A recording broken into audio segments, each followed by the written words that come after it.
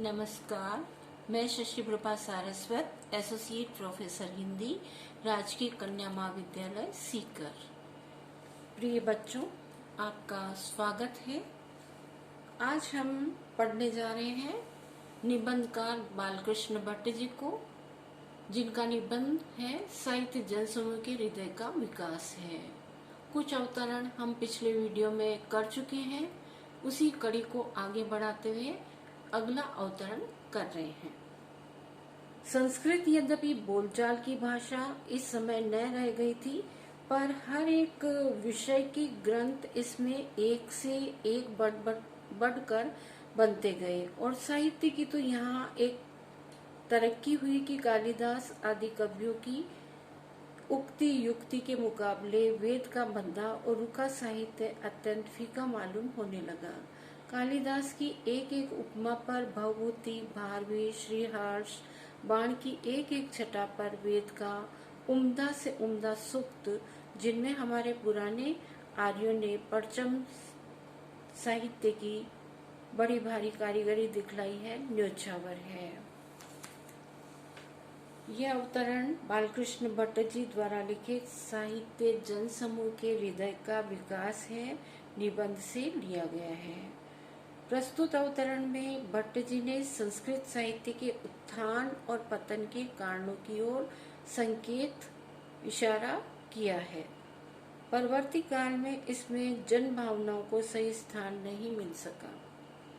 भारत में बौद्धों और जैनों के उदय से प्राकृत भाषा का जन जन में प्रसार हुआ और सामान्य जनता उसे ही बोलचाल की आम भाषा के रूप में प्रयुक्त करने लगी। इस प्रकार विक्रम संवत की प्रथम शताब्दी तक संस्कृत सामान्य बोलचाल की भाषा नहीं रह गई थी।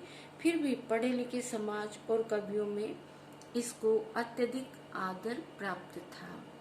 इसी कारण उस समय संस्कृत भाषा में हर एक विषय के श्रेष्ठ से श्रेष्ठ ग्रंथों की रचना हुई। लेखक उदाहरण देते हुए इस बात को स्पष्ट करते हैं कि संस्कृत बोलचाल की भाषा न होने पर भी अत्यंत ललित भावों को व्यक्त करने में समर्थ थी। उस समय महाकवि कालिदास जैसे विश्व प्रसिद्ध कवियों ने जिस तरह की साहित्य की रचना की और संस्कृत साहित्य के भंडार को समृद्ध किया, उसके आगे वैदिक साहित्य भी रूखा और भद्दा प्रतीत होने लगा। वस्तुतः उस समय सामाजिक जीवन श्रृंगारमय भावनाओं को आदर देता था और चरित्र की शिक्षा भी ललित भावों से ग्रहण करता था। इसका प्रतिबिंब हमें महाकवि कालिदास जैसे कवियों की सुंदर उक्तियों और अलंकृत रचनाओं में दिखाई देता है। उन सुक्तियों के सामने वेद के नीरस वाक्यों का फीका लगना स्वाभाविक ही था। चंद्रगुप्त विक्रमादित्य के काल में संस्कृत साहित्य का जितना उत्कर्ष हुआ, इसी कारण इसे संस्कृत साहित्य का स्वर्ण युग भी कहा जाता है।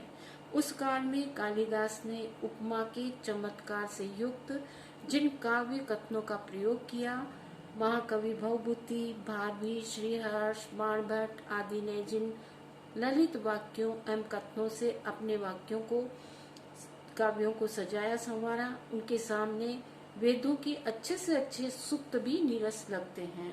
हमारे पुराने आर्यों ने काफी प्रयत्न करके वेदों में जो साहित्यिक कारीगरी दिखाई है, कलाकारी दिखाई है, उससे भी बढ़कर कलापूर्णता संस्कृत साहित्य की इन कवियों ने प्रस्तुत की है। ऐसे कार्य के लिए हमारा सामाजिक जीवन उन पर न्योछावर हो सकता है।